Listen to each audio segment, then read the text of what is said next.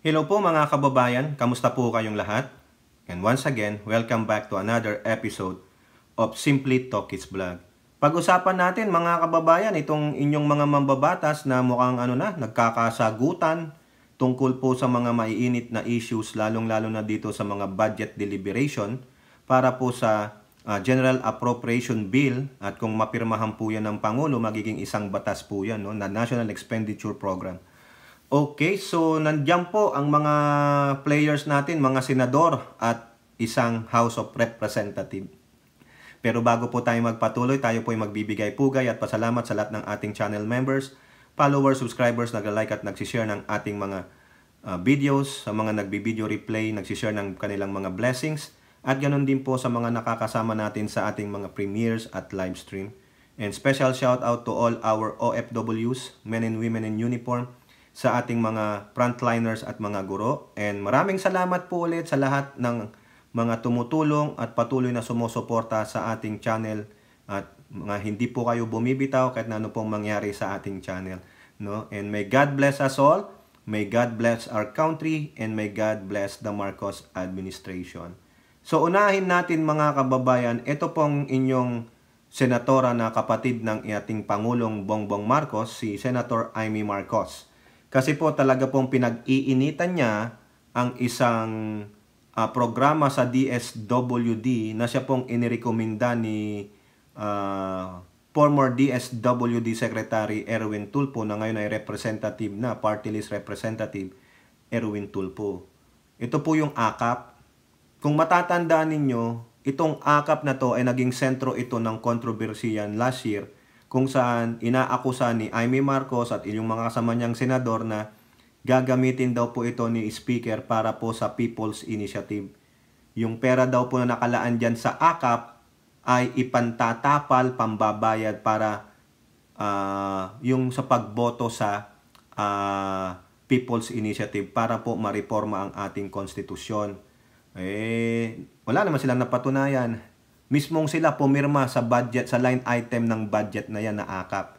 Ngayon, kine-question nila. At ito pa, sabi na ngayon ni Amy Marcos, kasi budget deliberation na po ng DSWD.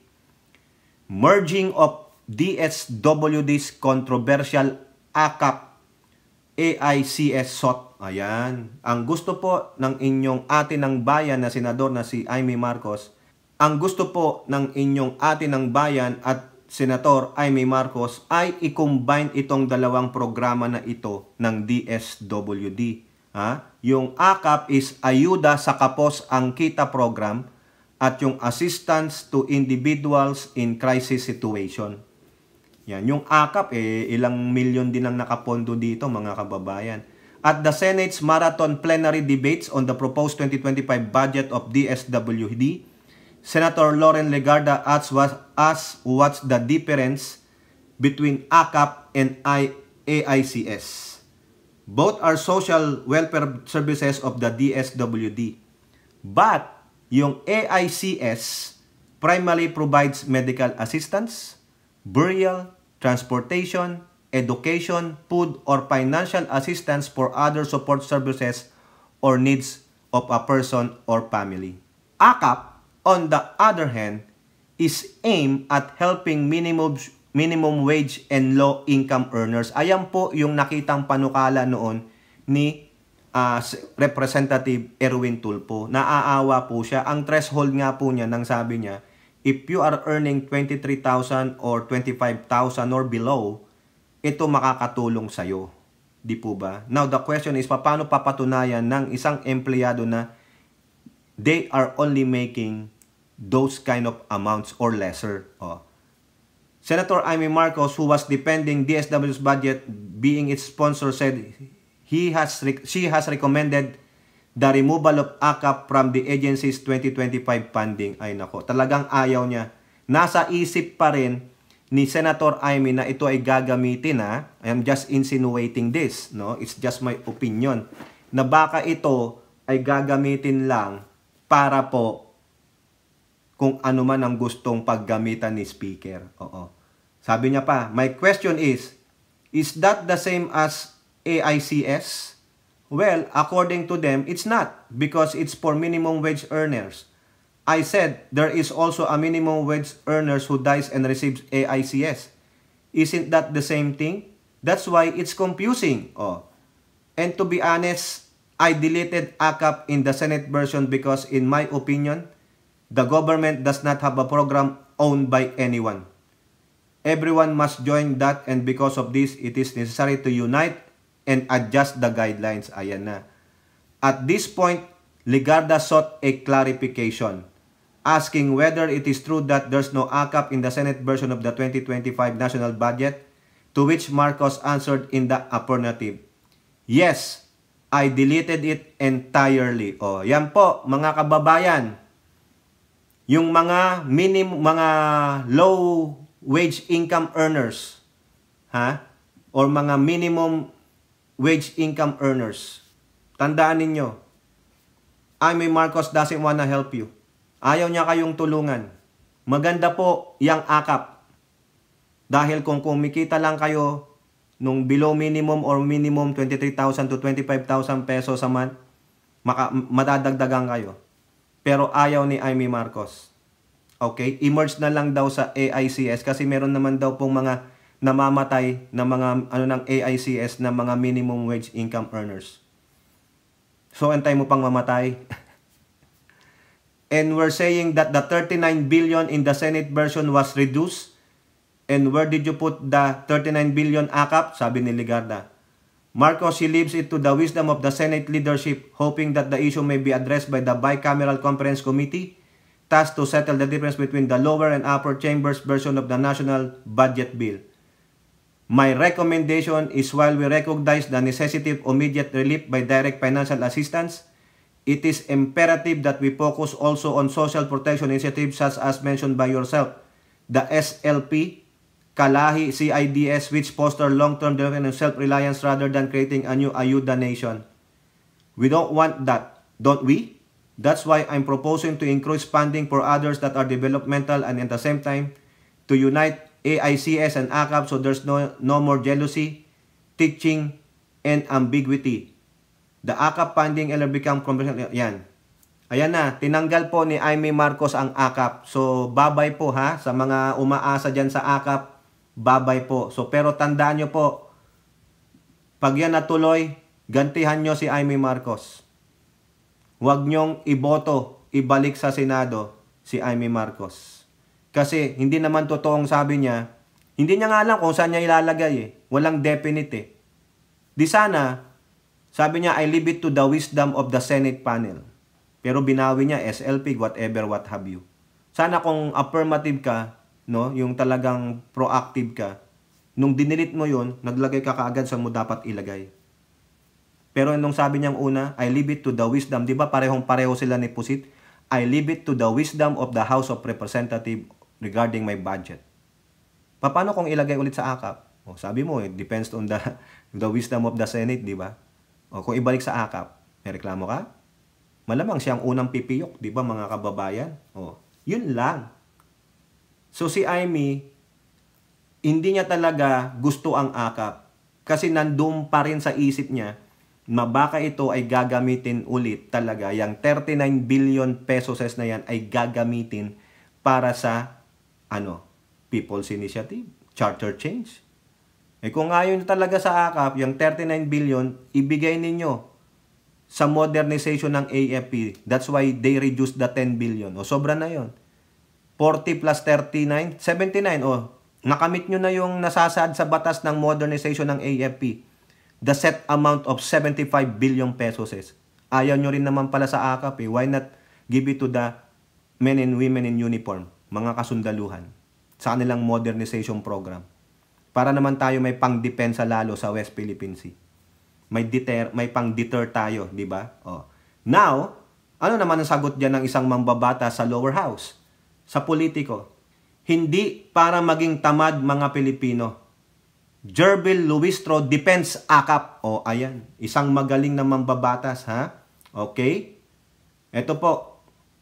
In an interview with Billionaire News Channel, Luistro said AKAP should be institutionalized, not defunded. O. Kami po ay naniniwala, ay personally na dapat ang AKAP po ay suportahan sa ating pagdinig ng budget for 2025. Sapagkat ito pong ayuda para sa Kapos ang Kita program ay makakatulong kung paano natin i-counter ang patuloy na pagtaas ng presyo ng commodities. Luistro stressed that AKAP aim to help those working below 21,000 pala, mali pala yung sinabi ko. Kasi pagkakaalam ko last year, sabi 23,000 to 25. Ito pala, below 21,000. When asked by Agenda, yung sa segment sa bilyonaryo, broadcaster Corina Sanchez Rojas about comments suggesting that AKAP encourages laziness among Filipinos, Luistro begged to disagree. The reality is marami naman pong Pilipino nagsisumikap na umangat ang buhay, kumita ng pera, pero sadya lamang pong maraming challenges kung kaya't sa kabila ng pagsisikap na ito patuloy pa rin ang kanilang mga pangangailangan sa buhay at hindi po sapat even the minimum wage upang harapin ang pangangailangan ng kanilang pamilya. I believe that the government is here to alleviate the poverty of our fellow Filipino citizens at ito pong AKAP na ito ay isang programa tunay na tutugon sa kahirapan ng ating pong kapwa Pilipino. Ayan. Regarding claims that President Marcos Jr. does not support AKAP, Luistro expressed an opposition opinion. If you are the President of the Philippines, you will believe na lahat ng programang makakatulong sa Pinoy dapat lamang suportan nating gobyerno. Baka naman nagkakamali yung nagtanong kay Congresswoman. Hindi po si Pangulong Marcos, yung kapatid. Kayo naman, magtanong kayo ng tama. Wala naman sinasabi ang Pangulong Marcos tungkol dyan sa AKAP eh. Yung kapatid na senador, siya ang nagtanggal niyan. Kayo naman talaga, ayusin. Ako, wala po. I-correct nyo na lang ako kung may balita na. Kung meron kayong nakitang chismis dyan na si Pangulong Marcos ayaw niya ng AKAP. Para sa mamamayang Pilipino yan, why not? Gagawin nyo pang salaula ang Pangulong Marcos. Yung kapatid, yung ate ang salaula. Ayaw niya. Tanggalin daw kaya emerge na lang. Tapos yung 39 billion pesos para dun sa AKAP, bahala na daw ang Senado. Paano kung ibalik ng Senado? Di iyak na naman siya. Di po ba? Wag naman ganon. Walang balitang ganon na ayaw ng Pangulong Marcos yan. Sobra naman, nakakaasar naman tong mga to. Ganda na ng balita nyo, pero sumalpak naman kayo eh. Nag-i-insinuate na naman kayo. Tapos yan, pag nabasa ng mga ng mga ulalong mga, alam nyo na, anti-Marcos. So ayan si Pangulong Marcos, anti-poor. Gaganon na naman sila? Hindi naman, wala naman sinabing gano'n Sige nga, pakitaan nyo nga ako ng article o binalita ng sinambit ng Pangulo na ayaw ko ng AKAP.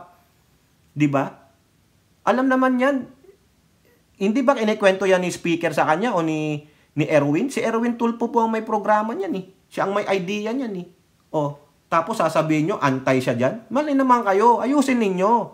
Si Amy Marcos ang ayaw kasi iniisip niya gagamitin sa People's Initiative Charter Change ni Speaker Martin. Yun po, hindi po si Pangulong Marcos. Grabe naman kayo. Eto po mga kababayan. Punta naman tayo dito sa dalawang senador. Itong dalawang senador na ito, maalala nyo, laging itong nagbabangayan eh. Nagbangayan na to dati. Ito, pasok ulit sila sa ABS-CBN. Magpalay detector test tayo. Tulfo, Villar, in heated exchange at DENR's budget hearing. Ayan na sila. Kasi yata ang sponsor dito, si Cynthia Villar. Ito po. Senators Rapi Tulfo and Cynthia Villar figured in heated exchange during the Environment Department budget hearing on Tuesday due to issues on the Masungi, tama ba? Geo Reserve. Tulfo was grilling the DNR over the attendance of two individuals who he described as quarries during an agency event. May naglalabis. Dalawang may-ari ng quarry. Pumunta daw sila dun sa event ng DNR. The senator noted that these two individuals were present while people from Masungi, Geo Reserve were supposedly not invited. Ang imbitado lamang ay yung dalawang personality na binanggit ko na mayroong problema sa DNR na mismong nag-cancel ng kanilang permit noong 2022, sabi ni Tulfo. Villar said Masungi representatives were invited but did not come to the event, where indigenous peoples groups were also present. The two senators then discussed the DNR's possible cancellation of a pact with the Masungi Giro Reserve for the conservation of 2,700 hectares of forested land in Rizal Province. Oh. You have to go back to the history. They did not build socialized housing. They built a resort and it's not the original intention of the Masungi Giro Reserve, sabi ni Villar. In fairness to our government officials, they cannot allow something illegal because they have to answer for it in the future, sabi pa ni Villar. Villar. This was when Villar insisted to Tulfo that Masungi officers were invited to the event but they did not come. Tulfo disputed this. Ang pinag-aawayan nila kasi yung event daw mga kababayan, wala yung mga Masungi Geo Reserve officials. Ang nandoon yung dalawang quarries na kampanya na canceled yung kanilang permit. Anong ginagawa mo doon kung cancel ang iyong permit? Lobbyist ka na? Sumisip-sip ka? Okay. Eto na, we talk to Masungi. Would you like us to bring Masungi or even make a phone call? Tawagan ninyo ang Masungi, sabi ni Tulfo. Can somebody call Masungi right now? Here, sabihin nyo sino ang nagsisunungaling. DENR o Masungi, sabi ni Tulfo. Ayan na, talagang nagkakainitan tong mga to. The senator challenged the DENR and Villar that all of them should take a lie detector test. Patay na. Patay na. Kung gusto ninyo, magpa-lie detector test tayo. Polygraph test para magkaalaman sino ang sinungaling, sabi ni Rapi Tulfo. A calm Villar repeated that Masungi was invited through Masungi Rock Agency Council, but Tulfo said the DNR should show proof of a letter. Ayan na, talagang si Tulfo. Ayan na.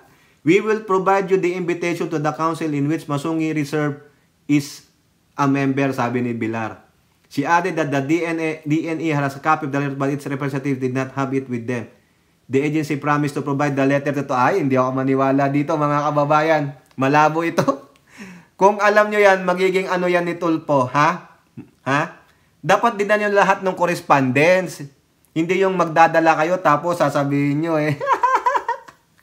Baka mamaya tulad lang kayo kay Pusit, di ba? Mamaya meron din kayong Mary Grace Piatos. Di ba mga kababayan? In a social media post, the Masungi Reserve said it did not receive any invitation. Paano na? Kayo dyan, DNER, sabi nyo may copy of the letter kayo ng invitation. Sabi sa social media nung Masungi, wala po kaming natatanggap na imbitasyon. Sabi ko na nga ba yung we will bring it in the next appointed time, wala na yon. Ang dali nang gumawa nun. Ipakita nyo, yung letter, kung na-receive nung Masungi. Ano ba talagang pronunciation? Masungi? Masungi? Sorry naman Di ba? Para lang Pusit yan. Acknowledgement receipt. Eto pa. For the record, the Masungi Geo Reserve Foundation was never invited to a meeting of Project Transform. Patay! Sige nga. Tanong natin, kakasaba kayo, DENR at Cynthia Villar, kakasa ba sa lie detector test? Sa polygraph test? Sige na. Sige na. Sige na po. Sige na. Kasahan nyo na. Ano bang issue dito sa Masungi na ito? Dito po sa ABS-CBN, ano po ba tong issue dito sa Masungi? Basahin lang natin. Issue on Masungi. Tulfo explained why he raised the issue. Quote, DENR is set to cancel the contract of Masungi Giro Reserve Incorporated over Marikina Watershed. They might have the right to do so legally but morally no. Some people would say that. They have the legal right to do it, but it is not in accordance to good practice. A team from DENR earlier recommended canceling a 2017 deal with the Masungi Giro Reserve Foundation for the conservation of 2,700 hectares of forested land in Rizal Province. Masungi Giro Reserve, which is the primary and long-standing caretaker of the forested land in Rizal that is home to prehistoric limestone formation, and hundreds of plants and animal species is being sidelined apparently. Ay, sina-sideline pala itong nangangalaga dyan sa Geo Reserve na yan. It is being sidelined apparently in favor of vested interest in the land, which is the main motivation for canceling. Ay, nako. Ano ba yan? Sisibakin ninyo yung masungi, tapos ipapasok itong Project Transform, na kasama dyan ay itong dalawang mga grupo na sinuspindi ang permit ng DENR at hindi man lang inimbitahan ang masungi sa gathering na yan. Diba? Nakakahiya naman pala kayo. Tulpo told the DNR to do better instead. Pag mayroon kayong project, gawin ninyo namang malinis yung mga intent kapag kayo ay nagsibak ng mga grupo. Huwag naman yung lokohan. Kaya nga naman, di ba? He also mentioned the importance of the variety of stakeholders during the event sponsored by the agency, most especially the presence of Masungi Geo Reserve. Sana hindi nila in-invite yung suspindido. Mga sinuspend nila na permit. Disiplinahin nyo itong dalawang kumpanya dahil baritil sila yet you invited them? Patay nga. O nga naman, there is something fishy about that. Diba? Mahiya naman po kayo. Tama, mali. Ako po may punto dun si Tulpo. Yung dalawang imbitado dun sa event ng DNR, yung Transform, nandoon yung dalawang kumpanya na nagkakwari na suspindido ang mga lisensya. Tapos nakaimbita doon. So what's the purpose? 'Di ba? Suspendido ang permit. Alam mo iniimbestigahan nyo. Tapos yung mismong dapat imbitahan wala. Tapos sinabi nyo inimbitahan nyo. Nasa inyo ang correspondence. Bakit nyo dinala doon sa hearing na yun? O sa budget deliberation. Tapos sasabihin nyo in the next appointed time. Iba na yun mga kababayan. Nag-reply yung Masungi Geo Reserve. We never received an invitation. We were never been invited. Ay nako. Magpalay detector. Sige, kasahan ninyo. Ikaw, Cynthia Villar, kung matapang ka naman. Sige, kasahan mo na si Rapi Tulfo. Magpalay detector test ka na rin. Magpa-polygraph test kayo. Tama po ba o mali yung suhestyon ni Rapi Tulfo? Magpalay detectors test ang DENR at si Cynthia Villar. Sino ang nagsisinungaling na inimbitahan nila yung Masungi Geo Reserve sa kanilang programang Transform o hindi? Okay, kayo po mga kababayan, ano pong inyong masasabi? Comment down below. And don't forget to like and share. Hope to see you in the next videos. Bye-bye. God bless.